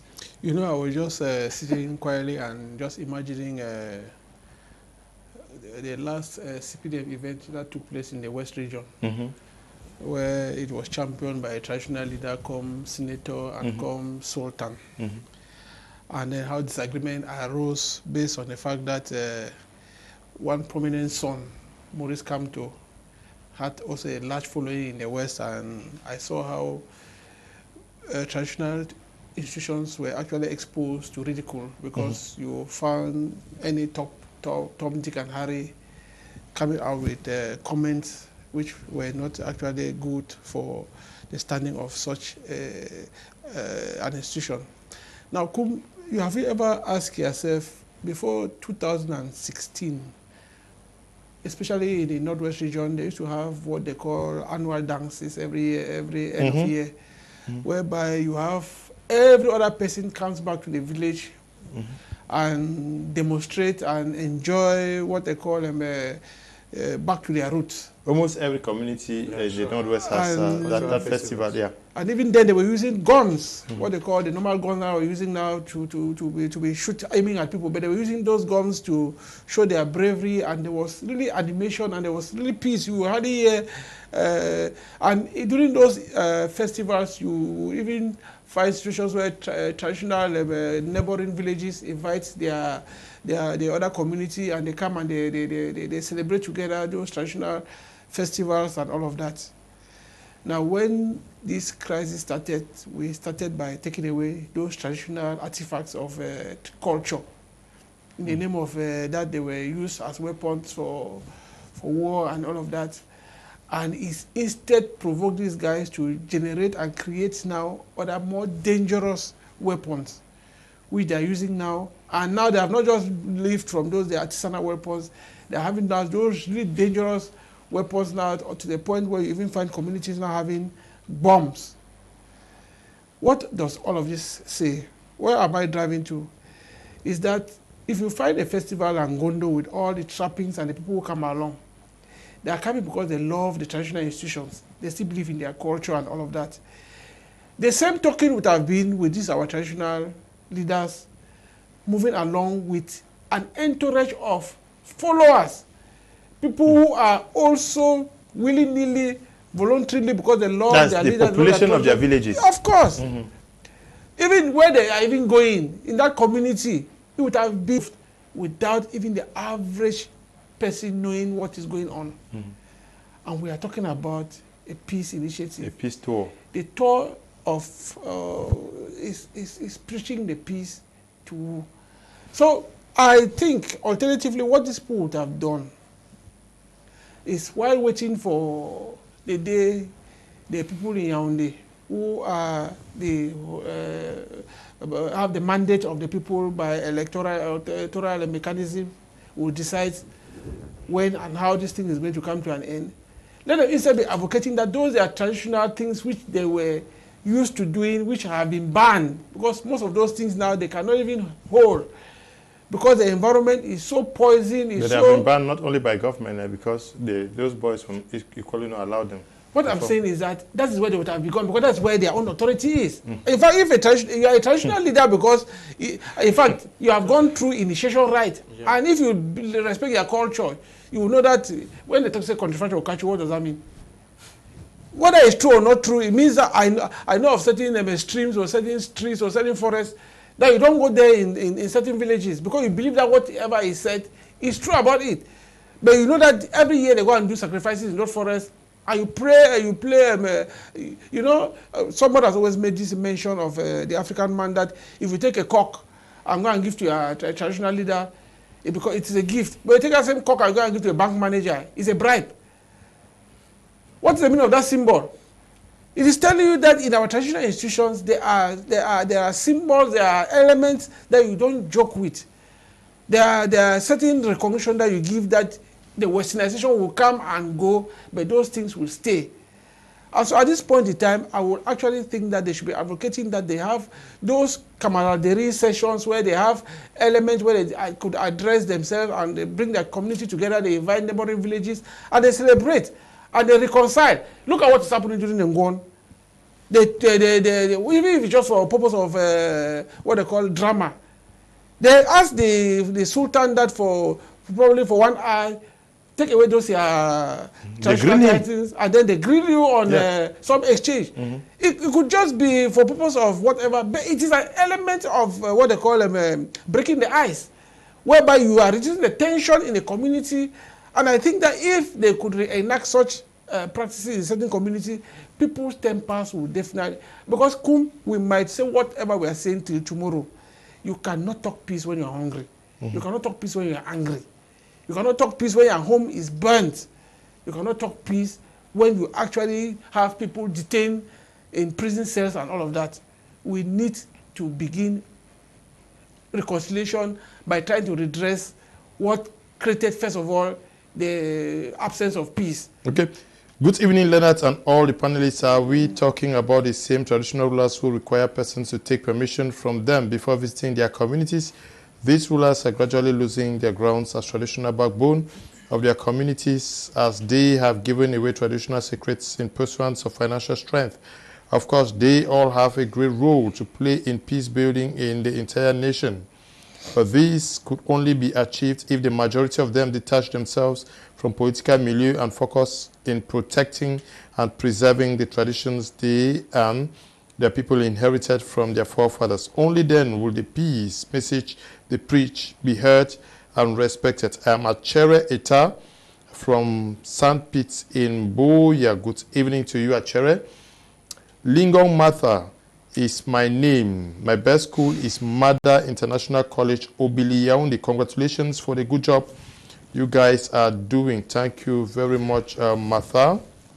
Hello, good evening. I'm Abba Greg, writing from Yaoundé. Traditional rulers have lost legitimacy because of few coins given them. My best school is PSS, and the famous PSS, and of the musician Abumba sang about. Yes. Good evening, guys. A nice show. I'm called Nango from Santa Barbara. My best school is BGS Moliko. Good evening to you all watching us from that part of the town in Boya. Those chiefs who are trying now to preach peace, where were they all this while, and are they residing in their chiefdoms? Because I saw some of that group who have escaped from their villages.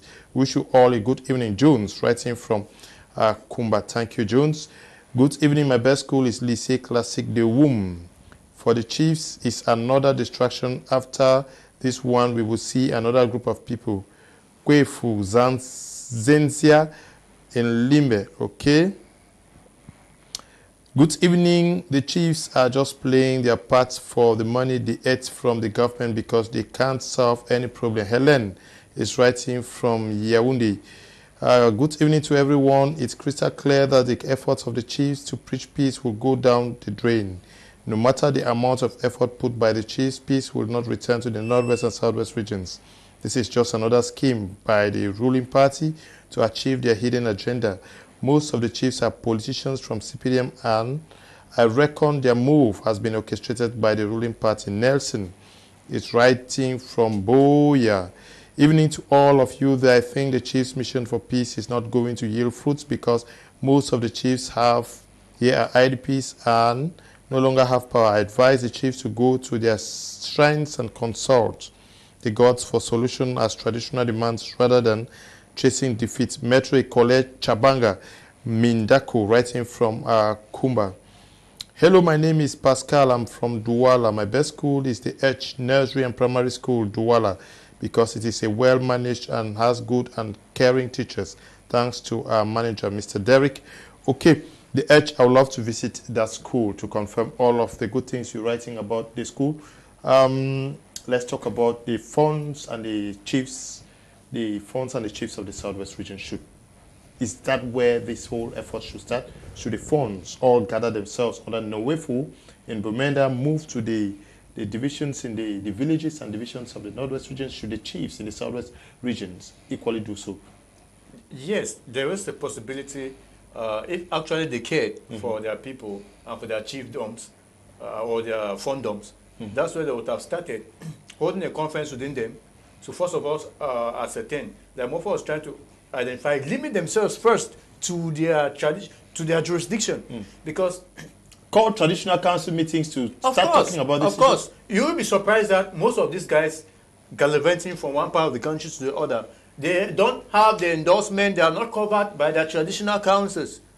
Their P4s do not even know that they have left the palace and are chopping money in some kind of funny missions. So what I'm saying is, if actually they had the minds of the people, those ones who are going about saying they are preaching peace, they would have, first of all, sit down somewhere to come up to ascertain what actually, even first of all, caused war, now that we are going to start talking about peace. There's this peace ideology in Cameroon that has been misunderstood, misconstrued, and has been given a different connotation by the regime, and it's making it difficult for us to really know who actually wants peace. Because you cannot just wake up one morning and you say, people, you are going for a peace mission. Who, first of all, in Cameroon wants war? And for what purpose? You know, when the Cameroon setup is established, they look at peace. If you don't say peace, peace, peace, means you are an anti-Republican. No. When we talk peace, what actually are we defining as peace, and what kind of peace are they going up there for? You cannot just be preaching peace as an aspect. What, first of all, caused the war? That you are going now from one part of the country, leaving your own palace. The people, your immediate people, some of them, you'll be surprised that they are not even peaceful with their palaces. They are not peaceful with their kingmakers. And they are going about from one part of the country under the umbrella of chiefs and whatnot. So let us be very true to ourselves as a traditional ruler of your people. I saw Lasha Kingsley program, I watched the other day, the agenda on my Misa Prime TV. I realized he had a program, one chief there, who was even telling the public. The chief of Babisi. Good. He was testifying that it's difficult for him to even make decisions to his own villagers, to the boys who are operating there, or even to the military. How consequential do you think such a chief, I'm not saying that his voice should be limited, but that authority now is limited at that level. We have gone past the level where we should be bringing in some kind of stakeholders on very pertinent issues. Because when we do this, the danger is that some of these chiefs might not go back to the area of control. Because just this kind of missions, they go again to anger the people. We provoke the people. It's like this back to school campaign that government hijacks. And it's going to start provoking people instead of using the right channel. So instead of the government putting these guys, this is a real show of the fact that government has really in fact, pocketed this. And it's an insult to our traditional authorities and institutions they incarnate. We cannot be in a country where government feels that every other person should be under his legs. It does not work like that. It's a disgrace to the chiefdoms and the fondoms we have. You should not leave politics chop you right up to the extent where you don't work with the mindset of your people. Go back to your various chiefdoms. Try to identify what are the legitimate claims of my people. What have we lost? What are the things we have lost so far as a community, as a chiefdom, as a fondom? Not running. The Douala people, the Douala chiefs, they have lost nothing so far. The chiefs in Yaoundé, they can only but eat in a hotel, relax, and all that.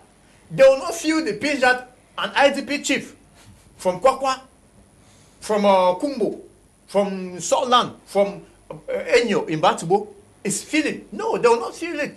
So to make all this, to be on the safe side, those chiefs from the Anglophone part of the country, then I'm sure that their voices... It is true. They might have lost a ground, but can they reassert themselves by being sincere? Because the question, the accusation is that they shot themselves in the leg by joining politicking, active politicking. Is this time for them to... Let me just say something. Okay.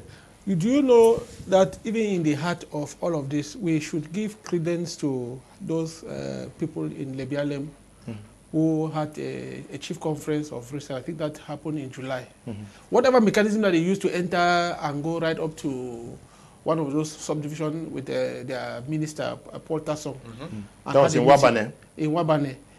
It means that by all means, the guys are saying that we will not give in to let us go there and even have some symbol of presence that we are still there. Which means that what I am seeing is that you might have hostility everywhere, but can you not use diplomacy, negotiation, and enter into... Don't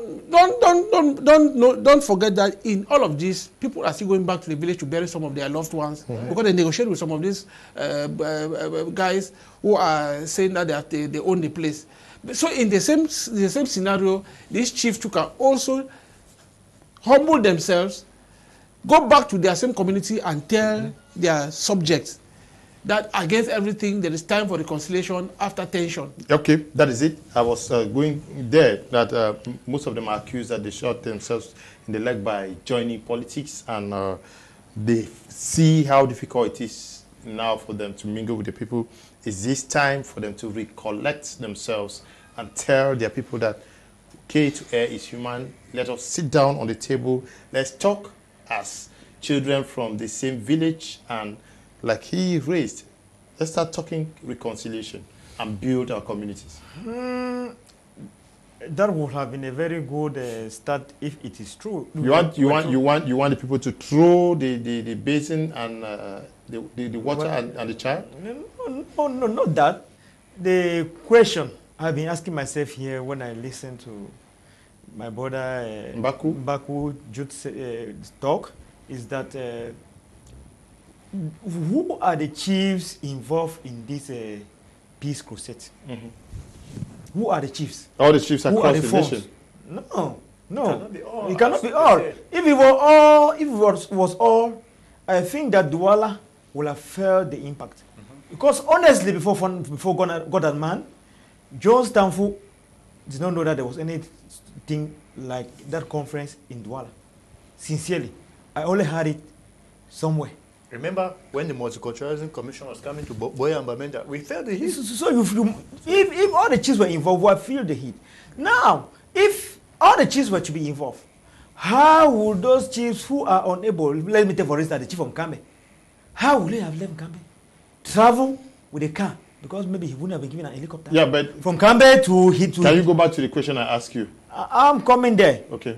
Now, I am just trying to make you understand that it is a handful of some people who stand in the name of everybody, claiming they are standing for everybody to achieve their aims that we are yet to know. Okay. Because it's just the same thing that someone, an elite, will stand up and tell you that there's no Anglophone problem. And he stands to talk like an Anglophone elite. With this international community, someone in the US would say that if an Anglophone can say there's no Anglophone problem, then obviously there should be no Anglophone problem. I think that is the same game that some of these chiefs are trying to play now. Are you answering my question? I'm answering your question. No, I don't see my question. No, I have asked the question. He raised the issue of time for reconciliation. And I ask you that because of the past mistakes, can the chiefs in the respective communities in Dian division, in Meme division, in Kupe Manenguba, in Lebialem, in Donga Mantung, in Bui division, in Momo, in Menchum, can they now sit back and say, because we got involved in politics, our people no longer trust us? Can we go back and meet our people to discuss and tell them that we can start all over from somewhere? As we fear back to school due to the unconducive environment, I think this is not the right time for the chiefs to do that. If there was somebody to call for a reconciliation, I think Yaoundé should do that. Call for the reconciliation and let the environment be calm. Because you still are not understanding. I am understanding. I'm talking about the chiefs reconciling themselves with their community. With their communities, that's what I'm coming. I'm not talking about solving the problem here. Yes, reconciling with their community. Which community are we talking about here? Either the chiefs were being vomited from the villages, because they ran because people were after them, or they ran because their villages were being burned and they felt insecure. Now, when you talk about them going back to reconcile, with the palaces that were burned be reconstructed, what about the chiefs that have been killed? You see the chief that was kidnapped about 2 weeks ago and later on released. Now, so you are saying that the chiefs should surrender I think this is not surrendering the village. They should wait for peace to return, and then after that, you think that the chiefs should surrender the village? No, I think again, it is not supposed to, like we are saying, it's an issue of strategy. Yeah. If you see, when you go solo, you expose yourself to those issues that he's talking about. I still say that let us borrow the leaf from what happened in Lebialem. If these people, and then they are cautious now. You've hardly find a chief now use any political party in terms of whatever my angle. they are. I was asking that, can they not say we made an error? So now, what if you listen to their declaration after Lebialem, they are saying, our children, come back, we erred, we made an error, it is time for us to look at one direction now, and all of that. So I think that if, like you are saying, let them not even wait for a whole division. Because in some subdivision, there are many villages. Let them begin from there and start reconstituting themselves from those geographical spaces and start forming a snowball. It will wrap up. But when you start from on top, start coming down, that is a point. Mr. Kuma, I think if our chiefs were the ones involved in this peace crusade, we have been saying that. But I don't think our chiefs are involved. Yes, your chief may not be involved, but I recognize some of the chiefs from the northwest inside. Yeah. Good. I wanted to contribute by saying that you're asking who they should reconcile with, if they could go back to their people. It's true that they could go back, but you realize that the problem you are facing today was not caused by them. I cannot be reconciling on a problem that I didn't cause. So why are they? They are neutral stakeholders who are also in the crossfire. So the people in the villages, in our communities, they don't even have a problem per se because you are of a political party. They have a problem now with the ideology or what has met them on the field. And so you cannot understand that you sit in your palace. Why are chiefs being killed? Yes, you sit in your palace, you have two opposing camps that are fighting you at the grass. You have to suffer. Because which ideology do you take? Those from the fighters or those from So why would the chiefs now not say that, okay, my sons and daughters, we were in politics, we say we are not. But that will still not solve the problem. No matter how much they apologize, no matter how much they reconcile with their people, there's supposed to be a strategic solution. Where is this solution coming from? Not from the chiefs themselves. The fire is also hot for them, like a neutral stakeholder. Good evening to you all in the studio. My name is Johnson, writing from Boya. For me, all traditional rulers serious to do their job because the police has lost confidence from the traditional rulers, because at first the traditional rulers were not having a part, but now they have parties, so it makes it very difficult for them to perform their rights as traditional rulers. Again, politicking comes in. If chiefs roped themselves with politics, it will be difficult to tame their subjects, since these subjects are of diverse political background. My best school is my alma mater, Catholic School, Bota Limbe. I'm Prince Oben, writing from Kumba. Good evening, all. I'm called Humphrey from Boya. Let me first ask, where were they on the so-called peace mission? Are the so-called traditional rulers in peace with the villages or tradition? I just want to say all of them are just government workers and not chiefs. Let the government and the head of state stand up, take their position, and end the crisis, because the worst might happen.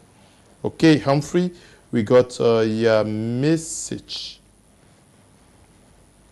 This one says, I hope you're going to give me some minutes to read the messages. Good evening to you all in the panel. My best school is GSS Bisoro Balwe Sakwe Abel, writing from Bisoro Balwe. Okay, please, we need to go to school. I hope those who have power to let you go to school will do so. Good evening, sir. The chief should stop pretending in the fact that they should create peace in their society by collaborating with the mayors and ministers concerning these issues, and stop eating money from the government on something they cannot stop. My name is James from Douala. My best school is Edge in Bonaberry because it has good and caring teachers and well managed by Mr. Derek. I was Edge. Good evening, gentlemen. Is it possible to treat a wound with a stick? Let our chiefs tell their senders to follow the right tracks. Marius is writing from Yaoundé. Good evening in the house. The chiefs are in coalition with CPDM and the government. That notwithstanding, the chiefs are causing more harm than good instead to themselves. I'm Jojo in Kumba. Okay. I'm Mesumbe Jonas a Bontane. I'm writing from Cape Town. My best school is First Technical and Commercial High School, Moyuka, created in 1961, is still the pace setter as far as technical education is concerned. Traditional chiefs are humans, as you and me. Much prayer is needed as far as Cameroon is concerned. Special greetings to Mr. George Mofo. Good evening to you all on board. This is Boo Armstrong from Womb. Those phones are just too less preaching Mickey Mouse peace, self-centered. If they mean what they say, then they should go to the villages like We, Lewo, Isu, Kwakwa, and preach the peace there.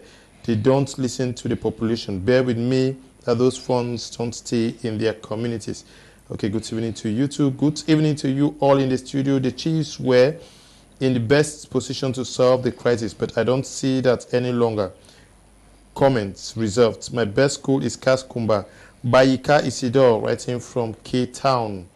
Hello, good evening to you all in the studio. It's Genevieve from Bamenda. My best school is GHS Bafut. I must confess that I'm enjoying the program well. I would advise that the traditional rulers to advocate for ceasefire. That will help in restoring peace in the two English regions. Thank you very much.